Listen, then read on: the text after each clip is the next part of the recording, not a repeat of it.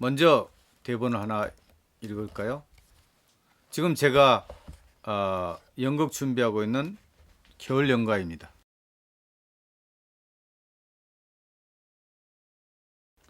서로 늙은 나이에 이혼을 했지만 합치하기 위해서 카페 와서 자신의 자존심을 숨기지 못하고 결국은 헤어지게 되는 이야기입니다. 아마 노파와 노인의 갈등들이 이 안에 배어 있습니다. 한번 잠깐 읽어보고 연극이란 무엇인가에 대해서 계속 이야기를 할까 합니다. 겨울 교회에 찾지만 식어버린 커피잔을 두고 두 노인이 마주보고 앉아있다. 노파 연신 찻잔을 만지작거리고 있고 노인은 노파의 손을 바라보고 있다. 어떤 상황이나요? 서로 누군가 말을 건네주기를 바라고 있죠. 그러면 서로 말을 하지 못하고 있는 모습들이 이렇게 드러나고 있죠. 창밖에는 눈이 조금씩 내리고 있다. 두 사람의 머리에도 흰 눈이 내려앉았다. 장례식에 다녀온 두 사람의 검은 옷차림. 이 노인은 시골에서 자란 예를 들면 목수 같은 사람이라 생각하시면 좋겠죠. 되게 남성적이고 가부장적 사회의 아버지로 느끼겠죠. 엄마는 이 노파는 노인의 어떤 바람을 피고 또 술만 마시고 집에서 떵떵거리고 화를 내고 하는 모습에 노파는 상처를 많이 받았겠죠. 이혼하고 이제 같이 커피숍에 와서 한 번쯤 다시 재개하고 함께 살아보려고 노력을 많이 하고 있겠죠. 사실 이혼해서 살면 가장 불쌍한 것이 남자겠죠. 남자는 정말 추스레하고 옷도 제대로 입지도 않고 얼굴에 무언가 묻히고 살 수 있는 그런 사람이겠죠. 아내인 노파도 이 사람에 대해서 약간의 동정심을 느끼게 되지만 결국은 옛날에 이혼했을 때 모습이 다시 이렇게 나타나게 될 때 정머리가 떨어지겠죠. 그래서 노파가 이제 서서히 찻잔을 만지고 있을 때 노인이 조심스럽게 말을 겁니다. 허리는 귀하냐? 그 뭐시냐? 운동 머시기 치료센터 그런 게 있다네. 다행이요. 머리 수술을 함부로 하는 것 아닌 게. 이렇게 노인이 상당히 노파를 이해하는 마음으로 이야기를 하고 있죠. 근데 또 갑자기 노파가 이렇게 치고 나오죠. 근데 무슨 상관이요? 걱정을 해줘도 지랄하고 자빠졌네. 얼마나 화가 났겠습니까? 노인은 정말 어렵게 말을 꺼냈는데 탁 하는 소리가 내 어른데 무슨 상관을 하느냐 그렇게 내쳤을 때 상당히 슬픔이 있겠죠. 아따 파기나 걱정이요. 이렇게 하니까 노인은 또 마음을 추스려서 홍관애가 디스크인지 무식인지 그걸 수술 잘못해갖고 죽은 거 아니야. 아따 멀리도 가네. 내가 죽을까봐 걱정이요? 그러니까 또 노인도 화가 나겠죠. 그러면 아니야?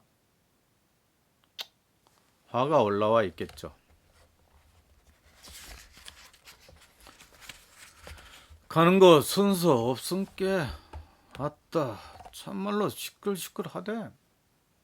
밤새는 인간도 허다하고 화도 많고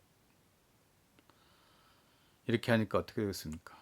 이 노인이 마음을 좀 놓고 홍관애가 사람이 참 좋았잖여. 안팎으로 두루두 사람도 잘 챙기고 양반도 그런 양반이 없었지. 이 말을 듣고 나니까 또 장례식에서 화가 났던 모습이 탁 떠오르기 때문에 노파가 이렇게 말을 던지죠. 그런 양반 장례식에서 그렇게 성을 내띠야? 이 말을 하자마자 노인은 확 화가 올라오는 거죠. 쌍놈의 자식들이 호상 했었는데 성이 안 나? 호상에 대해서 사람이 죽었는데. 그니까 그 망할 놈의 호상 땜시 안 봐도 될 것? 얼굴까지 보네? 화가 빈정거리는 이야기를 하니까 노인 화가 많이 났겠죠? 안 봐도 될 것 같으면 뭐 들을까에 따라왔대. 이러면서 처음 시작이 끝나게 됩니다. 그리고 잠시 후에 사이가 나오겠죠. 그렇습니다. 연극이라는 게 무엇인지 다시 한번 우리가 복습을 해볼까요? 제가 썼던 책을 중심으로 연극이란 무엇인지 다시 한번 말씀드리고자 합니다. 연극이란 무엇일까요? 자, 연극과 배우에 대해서 제가 썼던 그런 챕터를 한번 볼까요? 연극은 드라마와 연관되어 있습니다. 드라마의 어원은 행동을 의미하는데 고대 히라버인 드란에서 유래되었습니다. 이런 행동 액션은 겉으로 드러난 인간적 행동일 뿐만 아니라 마음의 움직임까지 포함합니다. 연극은 인간이 생각하고 느끼는 바에 따라 행동하는 것을 표현하는 것입니다. 아리스토텔레스는 예술은 모방의 행위라고 했습니다. 연극은 인간의 행위를 흉내내는 것으로 보여주는 행위, 바로 배우가 필요하겠죠. 또 보는 행위로 구성되어 있습니다. 그래서 보여주는 행위와 보는 행위로 구성되어 있는 것입니다. 연극에서 배우는 자기가 아닌 누군가를 흉내내는 역할을 해야 될 겁니다. 이는 내가 아닌 다른 존재여야 하므로 연극적 감각이 필요합니다. 그래서 배우는 연극적 감각을 가지고 대본 안에 나타나는 배우를 성격화 작업을 통해서 표현해야 합니다. 그렇다면 연극과 문학은 무엇 때문에 이게 갈라지고 무엇이 다를까요? 연극은 문학과 달리 배우가 직접 출연하여 이야기를 꾸며나가는 것입니다. 그렇기 때문에 인간의 행동을 구체적으로 표현하는 연극은 관객의 능동적 노력을 필요로 합니다. 아까 저희가 겨울 연가에 대해서 이야기했었죠. 관객은 과연 노파와 노인이 어떤 상황에 있고 어떤 대화를 할 건지 이런 능동적 노력을 필요로 하겠죠. 관객은 눈앞에서 전개되는 연기나 사건에 대해 스스로 해석을 내릴 수 있어야 됩니다. 그렇다면 우리는 왜 이야기를 말로 전달하거나 글로 쓰지 않고 실제 연극을 하게 되는 겁니까? 이런 시련은 사건을 시각적으로나 청각적으로 실감나게 표현할 수 있기 때문입니다. 엄밀히 말해서 소설이나 시는 문자나 언어적 표현에 국한되어 있습니다. 그런데 실현을 하는 연극은 대사, 음악, 음향 등 시각적 표현을 모두 사용합니다. 그 결과 연극은 짧은 시간 안에 가장 경제적인 표현을 할 수 있을 뿐만 아니라 인간의 행동이나 상황을 가장 구체적으로 재현할 수 있는 것입니다. 연극은 극중인물의 생각과 감정을 시청각적인 모든 수단을 동원하여 함축적으로 표현합니다. 그 때문에 눈으로 볼 수 있는 것뿐만 아니라 음악도 필요하겠죠.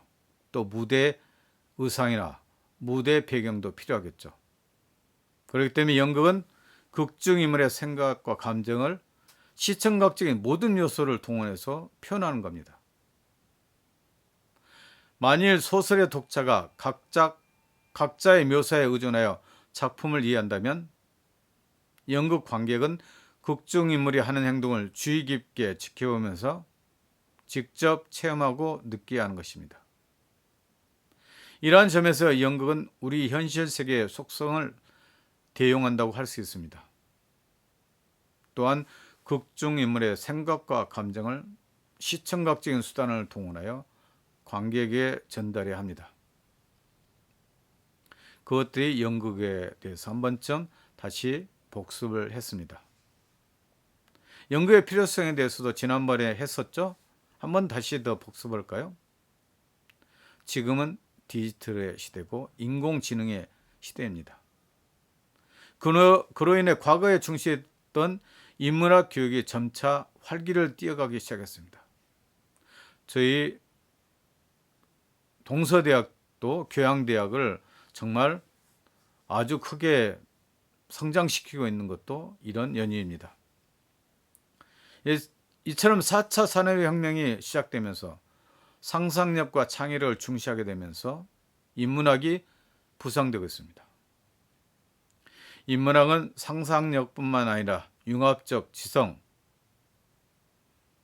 형성해주는 기초가 되고 있습니다. 또 커넥셔널 인텔리전스에서 융합적 지성이라고 하고 있죠.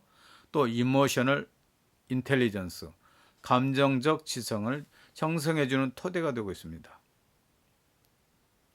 연극은 갈등을 풀어가는 구조로 그간에서 다양한 모습으로 관계를 풀어가므로 연극을 통해 관계 형성의 묘미도 배우게 됩니다. 인간관계의 진정한 모습을 보여주는 연극은 우리의 삶 안에서 일어난 갈등을 풀어나가는 데 도움을 주기도 합니다. 인간은 태어나서부터 뭔가를 배우고 의미 있는 것을 추구하게 됩니다. 인간이 동물과 다른 것은 교육을 통해 인간다워진다는 것입니다.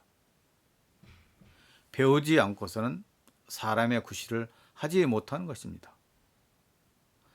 우리가 동물과 다른다는 것은 이렇게 교육을 통해서 자신의 인격 수양을 쌓고 또 그 쌓은 인격을 타인에게 도움이 되도록 하는 것이 우리 교육의 목적입니다. 고대로부터 인간이란 무엇인가에 대한 질문은 계속 이어져 오고 있습니다. 한자 수거에 언행일치라는 말이 있듯이 인간이 인간다운 것은 말하는 것과 행동하는 것이 일치할 때입니다. 우리 일상생활은 평범하지만 예술이나 연극은 극적인 사건들을 반영하면서 행동을 통해 인간에 대한 이해나 교육을 목적으로 삼고 있습니다. 자, 그렇다면 연극이 우리에게 끼치는 영향이 무엇인가 한번 살펴보도록 할까요?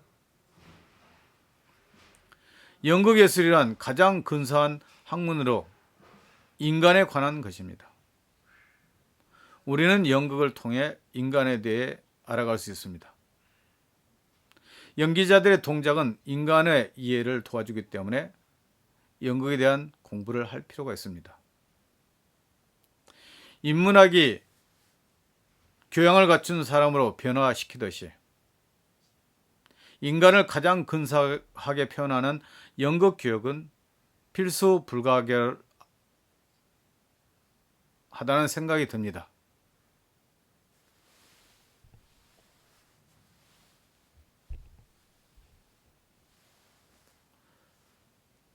연극은 고대 그리스부터 시작해서 인간이란 무엇인가를 끊임없이 질문하고 추구해왔습니다. 장자는 곤이라는 물고기가 대붕으로 변화하듯 지속적인 변화를 통해 인간이 정신적으로 성장하는 것이라고 했습니다. 새롭게 무엇인가를 시작하기 위해서는 순리뿐만 아니라 때로는 영리를 따라가야 하듯이 인생에도 엄청난 모순이 도사리고 있습니다. 이러한 모순을 극복하기 위해서는 순리와 소통하면서 안주하지 않고 영리의 과정을 통한 변화도 필요합니다. 이런 변화가 순리에 순응하는 능력, 즉 포용력을 갖추게 합니다. 순리를 바탕으로 조화롭게 변화하고 통달하는 진일보한 사고를 갖추어야 한다는 것입니다. 지난번에 말씀드렸듯이 연극의 3요소는 공간, 배우, 관객입니다. 그중 극을 이끌어가는 축은 배우입니다. 그렇다면 배우는 누구입니까? 배우는 가장 많이 움직이는 사람, 즉 실행하는 사람, 행동하는 사람입니다. 아리스토텔레스의 시학은 연극계의 성경과도 같습니다. 시학을 관통하는 하나의 단어는 행동이며 배우를 배우답게 만드는 것 또한 행동입니다. 배우는 자기가 맡은 바를 하는 사람, 활동하는 사람, 움직이는 사람이라고 정의 내릴 수 있습니다. 배우의 생명력은 활동하는 데 있고 행동을 통해 관객들과 교감을 이루게 됩니다. 연극하기 위해서 배우의 심리가 움직이지 않으면 안 되듯이 행동의 동기는 상황을 파악하는 중요한 심리전이기도 합니다. 배우가 만약 형사의 역할을 하려고 한다면 형사에 대해서 연구하고 분석한 다음 실현으로 옮겨져야 합니다. 극작가는 자기가 상상한 그림을 대화 속에 가장 잘 집어넣는 사람이고 연출자는 대화 속에 감춰놓은 그림을 잘 삽입하는 것입니다. 연극이란 극작가와 연출자의 숨바꼭질과 같으며 관객은 이 숨바꼭질을 예술로 감상하는 것입니다. 연출자는 대사 속 감정과 성격 등의 그림을 찾아내야 하고 전반적인 것을 분석해야 합니다. 연출자는 무대 장치와 움직임, 조명, 감정의 측면까지 읽어야 합니다. 극작가는 대화 속에 감춰놓은 그림을 찾아내야 합니다. 연출자는 발견하는 것이고 분석하는 것이고 설정하고 고정하는 것입니다. 반면 관객들은 숨바꼭질 속 놀이를 잘 찾는 것입니다. 극본을 읽을 때 연출자는 작품의 주제를 발견하고 연극의 스타일을 찾아야 합니다. 결핍이 많은 사람은 항상 외롭고 그늘이 있습니다. 그런 사람들이 연극을 하지 않나 생각이 듭니다. 희곡은 문학의 영역이며 연극은 문의 사조를 따라갑니다. 고전극의 특징은 작품에 나오는 주인공을 기억하는 것이 중요합니다. 고대 그리스 고전의 주인공은 바로 신이나 왕이었습니다. 여러분들이 오이디푸스 왕을 읽었거나 아니면 안티고네를 읽었다면 알 수 있게 되겠죠. 그 배우들은 보통 사람, 우리보다 고귀한 사람들이 주인공이 되어야 되고 항상 신의 운명과 인간의 운명과 대처되면서 신의 운명 때문에 비극적인 결말을 맺게 된다는 것이 고전주의의 연극의 특징입니다. 안티고네도 마찬가지고 오이디푸스도 마찬가지죠. 여러분들은 오이디푸스 왕에 대해서 이야기를 많이 들었기 때문에 알 수 있겠죠. 인간의 운명에서 어쩔 수 없이 패배로 끝나게 되는 거라고 볼 수가 있겠죠. 자기 아버지를 죽이고 어머니와 결혼하고 두 아들과 두 딸을 낳고 결국은 그것에 못 이겨서 자신의 눈을 파고 자신의 눈을 해치고 결국은 방랑의 길을 걷는 오이디푸스의 비극적인 결말을 알 수 있겠죠. 이처럼 연극은 비극적인 운명을 가진 한 인간들의 모습을 잘 보여주고 있을 수 있죠. 그렇기 때문에 바로 연극은 인간이란 무엇인가, 인생의 반영이라는 것을 알 수 있게 될 겁니다. 그러면 오늘은 연극이란 무엇이고 또 고전주의 특징까지 알아봤습니다. 고생 많으셨습니다. 감사합니다.